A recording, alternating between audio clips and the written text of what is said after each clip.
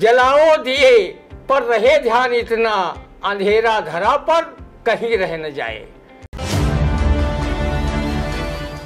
जलाकर दिए अकीदत के तुम अगर देखो, जलाकर दिए अकीदत के तुम अगर देखो, नजर दीपावली आएगी फिर जिधर देखो।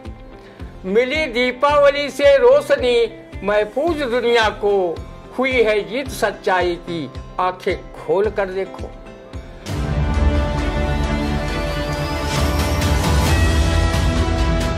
नमस्कार, स्वागत है आप सभी का आई इंडिया के खास शो रंदा में। खबरों पर रंदा चलाने के लिए आई इंडिया के स्टूडियो में मौजूद है कवि, वरिष्ठ पत्रकार एवं रंगकर्मी ज्ञान प्रकाश सिंह प्रतीक जी। तो प्रतीक जी, आपका बहुत बहुत स्वागत है आई इंडिया के खास शो रंदा में। खबरों पर आज जो रंदा चलेगा उसकी पहली खबर की शुरुआत करते हैं कि मोर की आकृति वाले दियों से रोशन होगा अयोध्या का राम दरबार। अब राम दरबार वो भी अयोध्या का, और दीपावली पर्व पर जगमगाए ना तो फिर क्या कहने। लेकिन इस जगमगाहट पर रंदा क्या कहेगा, सुनते हैं। रंदा अयोध्या के हर मामले में बाबा योगी आदित्यनाथ व उनकी सलाहकार मंडली की बुद्धिमत्ता पर बलबली होने जा रहा है कि जिन्होंने मोर आकृति वाले दियों से राम दरबार को जगमग कराने का कार्य कराया है। इससे उन्होंने दाढ़ी की दाढ़ी और छन्ना का छन्ना वाली कहावत को चरितार्थ करते हुए मर्यादा पुरुषोत्तम श्री राम, भगवान श्री कृष्ण, भगवान कार्तिकेय व पीएम नरेंद्र मोदी तथा रंदा सदी के धर्मनिष्ठ लोगों को एक साथ खुश करने का काम किया है। मोर आकृति के दियों से भगवान राम व उनके दरबारी देवता तो खुश होंगे ही, मोर पंख को मुकुट में धारण करने वाले 16 कलावतारी श्री कृष्ण भी प्रसन्न होंगे। भगवान कार्तिकेय अपनी सवारी मोर को जगमग होते देख इसलिए खुश होंगे कि चलो हमारे वाहन में सीएम योगी आदित्यनाथ ने लाइट की व्यवस्था करा दी। अब उन्हें अंधेरे में अपना वाहन चलाने से दुर्घटना की संभावना नहीं रहेगी। रंदा सरीखे करोड़ों देशवासी इसलिए खुश हैं कि कम से कम राष्ट्रीय पक्षी मोर को योगी जी और उनकी सलाहकार मंडली ने राम दरबार को जगमग कराने के बहाने ही सही मोर को सम्मान तो प्रदान किया ही। अपने आवास में मोर पालने के शौकीन हमारे पीएम नरेंद्र मोदी भी खुश होंगे कि चलो अयोध्या में मोर दरबार में हो न हो पर दिए तो जगमग की रोशनी मोर आकृति में कर ही रहे हैं। दीपावली के साथ साथ कहीं सावन के महीने में मोर आकृति के दियों से भगवान शिव के मंदिर भी योगी जी जगमग करा देते तो रंदा भी खुश होकर इस फिल्मी नगमा पर अभी से डांस करने की प्रैक्टिस हाथ चमकाकर या कूल्हे मटकाकर छम्मा छम्मा की तर्ज पर करने लगता। जेरर हम सावन का महीना पवन करे शोर, जेरर हमरा ऐसे झूमे जैसे बनमा नाचे मोर। रंदा दीपावली में मोर आकृति की दियों के जगमग प्रकाश को देखकर उसका मन मयूरी होकर ताता थैया कर रहा है तथा सावन का महीना पवन करे शोर गाने की पैरोडी पर जिसको डांडिया ये गाकर कर रहा है। और जाड़े का महीना रजैया लगे चोर, जाड़े का महीना रजैया लगे चोर, भाभी हमारी तगड़ी और भैया कमजोर। रंदा की राष्ट्रहित में दीदी तमन्ना है कि राम दरबार की तरह पूरा राष्ट्र दीप मालिके के त्योहार पर उसी तरह जगमग हो जैसी कल्पना कवि गोपाल दास नीरज ने अपनी इन काव्य पंक्तियों में की है। जलाओ दिए पर रहे ध्यान इतना, अंधेरा धरा पर कहीं रह न जाए। रंदा आई इंडिया परिवार की ओर से दीपावली की अग्रिम बधाई मशहूर शायर महफूज रहमानी की इन शेरों से दे रहा है। जलाकर दिए अकीदत के तुम अगर देखो, जलाकर दिए अकीदत के तुम अगर देखो, नजर दीपावली आएगी फिर जिधर देखो। मिली दीपावली से रोशनी महफूज दुनिया को हुई है जीत सच्चाई की, आंखें खोल कर देखो। सम्मा सच्चाई की हर राह पर जलाते जाए, गुल मोहब्बत व अकीदत के खिलाते जाए, पर दीपों का हमें देता है संदेश यही, जो उठे जुल्म का सर उसको मिटाते जाएं, उसको मिटाते। बिल्कुल, जो उठे जुल्म का सर उसको मिटाते जाएं। फिलहाल अयोध्या में मोर की आकृति में जो है दीप रोशन होगा और दीपों से जगमगाएगा अयोध्या। उस पर रंदा ने क्या कहा आपने हमने सुना। अब अगली खबर की शुरुआत करते जहां सपा के राष्ट्रीय महासचिव शिवपाल सिंह यादव ने कहा कि अधिकारियों के नाम नोट कर लो, समय आने पर होगा हिसाब। अब कैसा हिसाब होगा और शिवपाल सिंह यादव ने क्यों ऐसा कहा, सुनते हैं रंदा से। आदरणीय शिवपाल जी, अधिकारियों के साथ अपने कार्यकर्ताओं से रंदा का नाम नोट मत करा लेना, क्योंकि वो कोई सरकारी अधिकारी नहीं है। वो सिर्फ काखा गाघा है ना, हल जोत पकड़ पैना वाला छोटा मोटा किसान व पत्रकार है। सत्ता से वंचित आपके कार्यकर्ता खाली बनिया बांट तौले की कहावत कई चरितार्थ न कर दें। सत्ता जाने के बाद से खाली बैठे हैं, तो खाली से बैठे भली बेगार की कहावत को ही चरितार्थ करें, क्योंकि ये भी कहावत है, नहीं मामा से काना मामा भी अच्छा लगता है। जब अधिकारी योगी सरकार के मंत्रियों व विधायकों की नहीं सुनते हैं और उन्हें धरना प्रदर्शन तक करना पड़ता है, तो फिर वो विपक्ष की क्यों सुने। वो उन्हीं की सुनेंगे जो उन्हें काम के बदले धन भरी अटैची देगा। क्योंकि रमाई काका ने एक अपनी कविता में कहा भी है, पैसा सरगम राह करे। वहीं किसी कवि ने धन की उपयोगिता पर कहा है कि धन ही पंडित, धन ही राजा, धन से बजे सकल जगबाजा। ओठ बिन दांत, बरोठ बिन बखरी, और पैसा बिन मनई, जस घूमर फिरे लोखरी। आदरणीय शिवपाल जी, 2027 में सपा की सरकार बनाने के लिए मेहनत से दंड बैठक कसरत करते रहिए।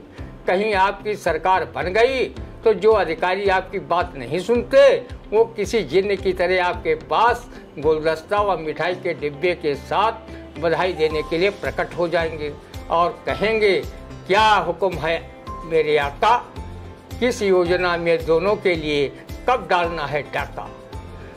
शिवपाल जी, अधिकारियों के नाम नोट करने के बयान से रंदा मिर्जा गालिब की इस शेर के भावार्थ से ज्यादा कुछ नहीं समझता। दिल बहलाने के लिए तो गालिब ख्याल अच्छा है।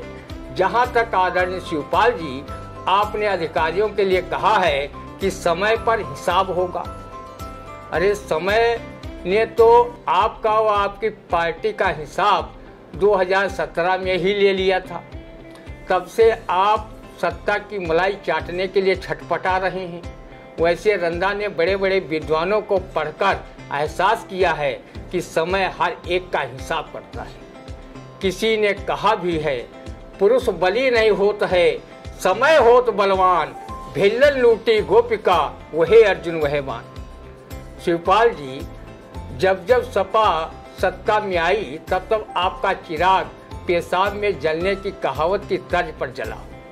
समय पर शिवपाल जी अधिकारियों का ही नहीं, आप जैसे नेताओं और रंदा सरीखे जन सामान्य लोगों का भी हिसाब होता है। रंदा इस बात को सिद्ध करने के लिए आपको किसी कवि की इन पंक्तियों को सुनाने का साहस कर रहा है। एक समय रावण ने 10 दिशा राज की ने, एक समय 10 शीश कटे पड़े रन में। एक समय कृष्ण भागे जाती आधी रात बीच, एक समय कंस का पछाड़ी दीन छिन में। एक समय अर्जुन ने 3 लोक जीत लीन, एक समय भिल्लन ने लूट लीन वन में। और मानुष बिचारे की गिनती करे कौन, सूरज के 3 पन होत एक दिन में। सीधे सूरज के 3 पन होत एक दिन में, बिल्कुल सही कहा रंदा ने। और कहा है कि समय सबका आता है। जब आपका समय था तो आपके भी पेशाब से चिराग जलता था, ऐसा रंदा कह रहा है। और अधिकारियों की जो बात आप कह रहे हैं कि अधिकारियों के नाम नोट कर लें, हिसाब होगा समय आने पर, तो रंदा ने कहा भाई सबके नाम लिखा लेना, लेकिन रंदा का नाम ना लिखाना। कहीं लिस्ट में अगर रंदा का नाम लिख लिया गया हो तो उसे काट देना, क्योंकि रंदा कह रहा है कि जब अधिकारी अपनी ही सरकार में विधायक, मंत्री, नेताओं, कार्यकर्ताओं की नहीं सुन रहे हैं तो आप तो फिलहाल विपक्ष में बैठे हैं, तो कैसे सुन लें। फिलहाल अगली खबर, उत्तर प्रदेश उपचुनाव में भाजपा, सपा, बसपा ने उतारे अपने प्रत्याशी। कांग्रेस ने किया उपचुनाव से किनारा, सपा के प्रत्याशियों की मदद करेंगी कांग्रेस। अब सपा के प्रत्याशियों की मदद करेगी कांग्रेस, इस पर क्या कहेगा, सुनते रंदा। जिन पहलवानों में कुछ दमखम होता है वही लंगोटा बांधकर कुश्ती के अखाड़े में उतरते हैं।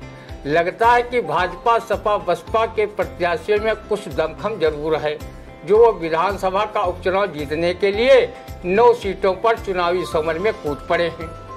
कांग्रेस ने चुनाव न लड़कर अपनी पार्टी को मरियल व बीमार पार्टी होने का सर्टिफिकेट स्वयं दे दिया है।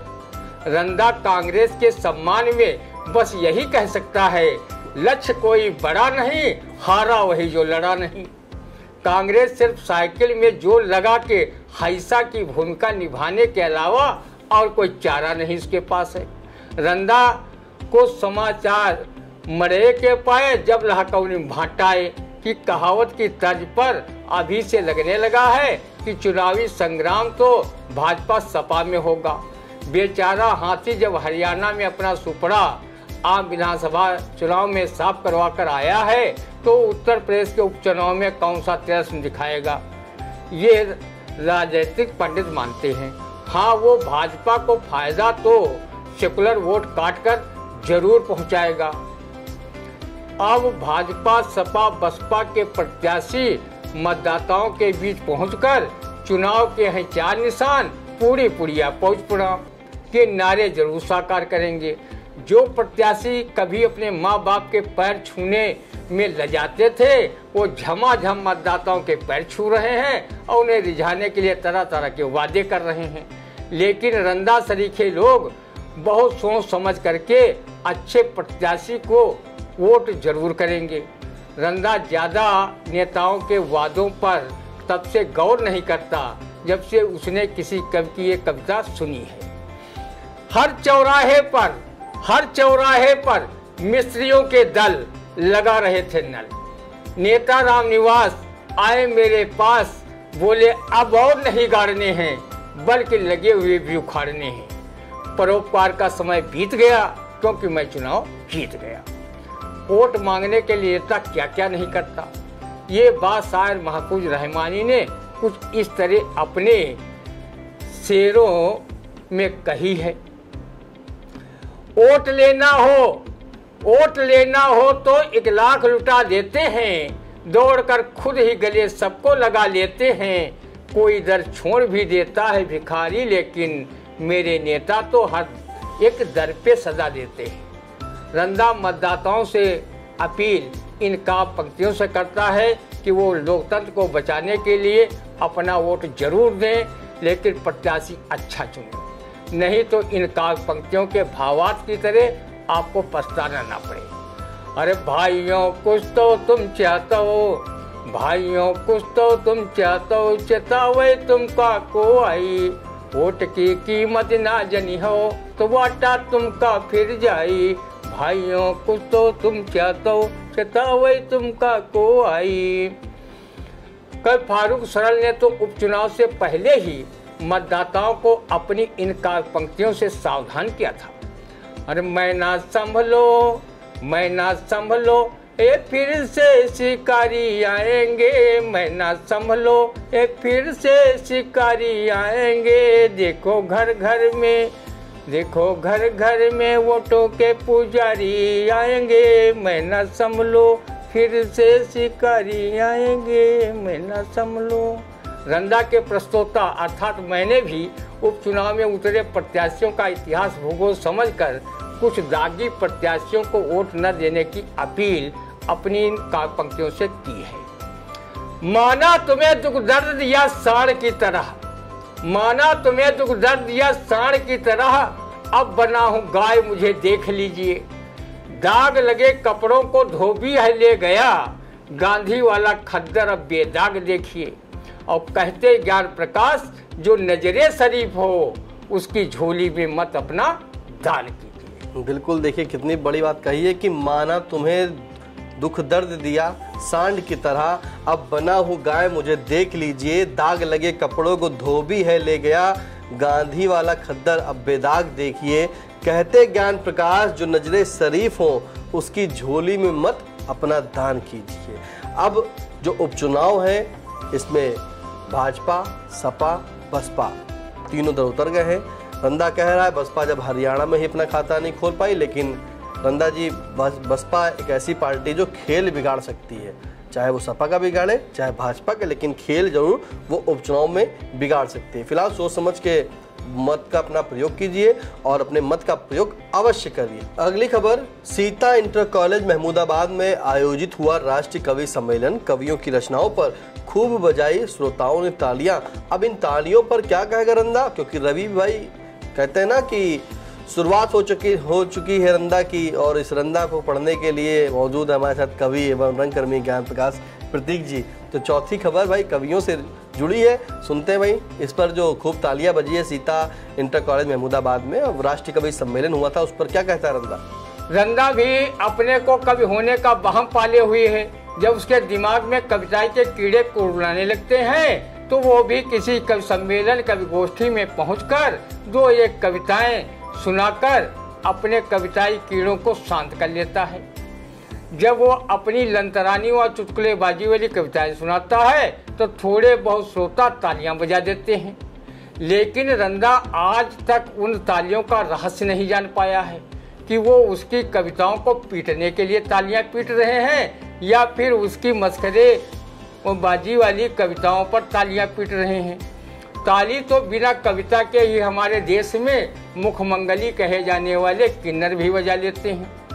ये तो ठहरे चुटकुलेबाज कवियों के श्रोता जो अब कविता में भाव भाषा शैली की कोई ज़रूरत नहीं है। फ्री स्टाइल में हाव भाव के साथ कविता पढ़िए, तालियां बजवाइए और शायर महफूज रहमानी की इस शेर के भावार्थ की तरह अच्छा खासा आयोजकों से पेमेंट भी ग्रहण कीजिए। गला जिसका सही शायर बड़ा, रहता है स्टेज पर घंटों खड़ा, कुर लतीफे झूठे सच्चे झोंक कर लेता है पेमेंट भी सबसे बड़ा। वैसे श्रोता और दर्शक ताली तो बजा ही लेते हैं और उनका मन जब ताली बजाने का नहीं होता है तो कभी उनसे ताली बजाने की अपील करके बजवा ही लेता है। दर्शक व श्रोता कोई कोई ऐसे भी होते हैं जो करुण रस की कविताओं पर भी बजा देते हैं। तो कोई सुपर्णखा की नाक चाहे लक्ष्मण काटे या लक्ष्मण की नाक सुपर्णखा, दर्शकों को तो ताली बजाने से मतलब है, नाक चाहे जिसकी कटे।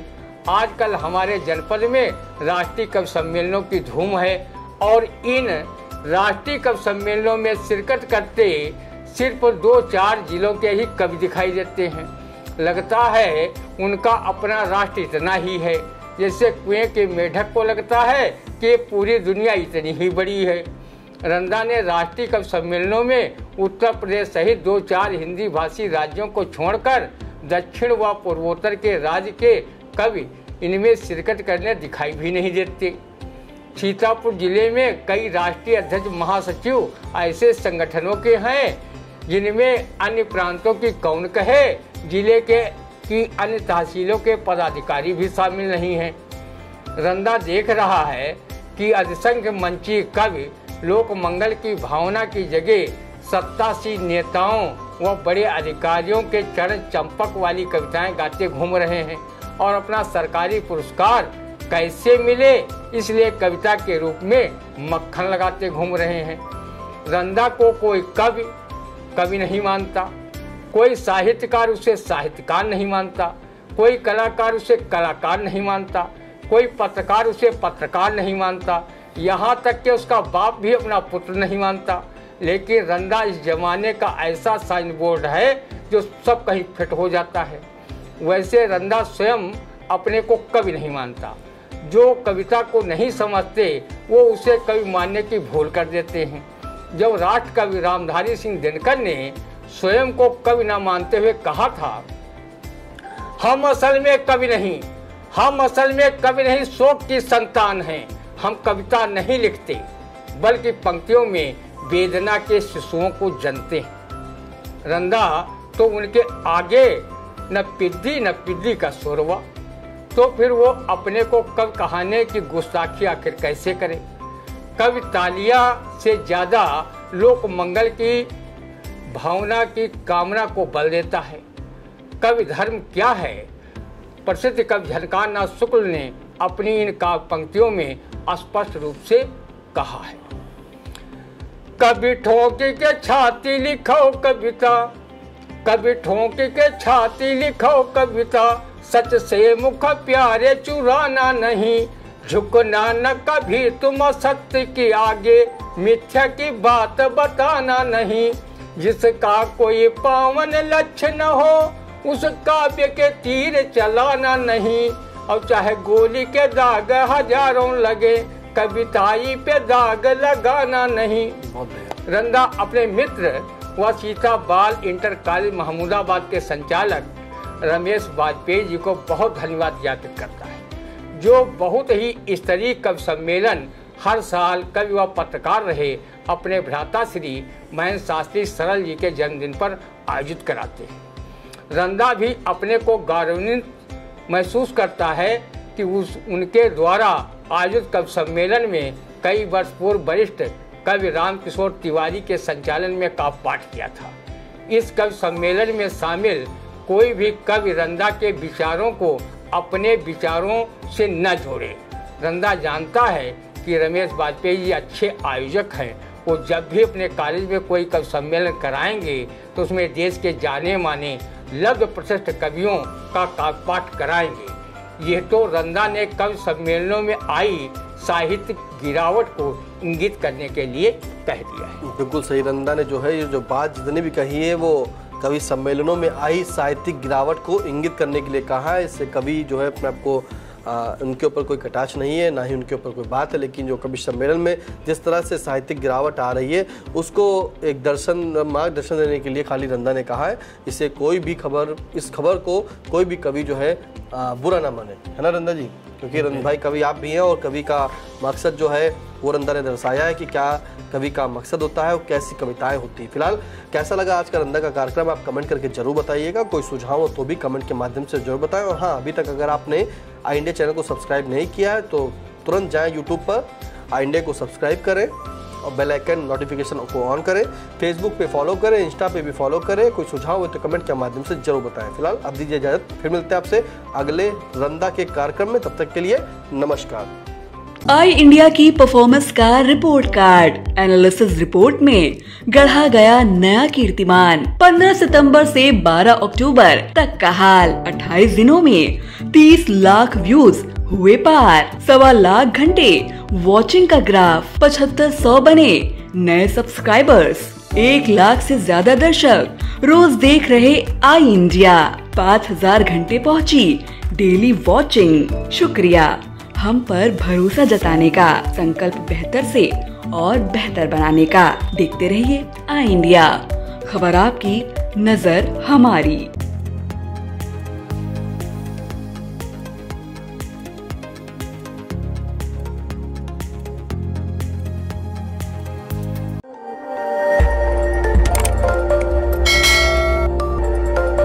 खबर आपकी, नजर हमारी। देखते रहिए आई इंडिया।